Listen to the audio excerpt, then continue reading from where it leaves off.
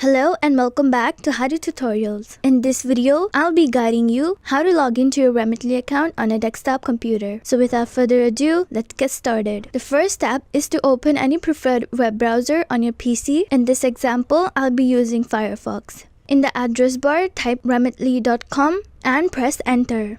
On the Remitly homepage, look for the sign in button located at the top right of the page. Click on it to proceed.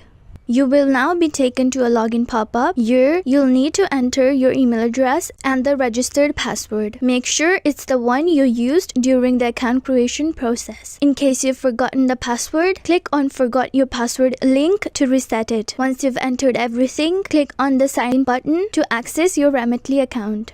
And that's it. You're successfully logged into your Remitly account. Now you can use Remitly services to send money and manage your transactions here. You can also select the country you want to send your money to. Here's the welcome button. Click on it and then click on settings to access your account information. Hope this tutorial was useful. Please like and subscribe our channel for more updates. Thank you.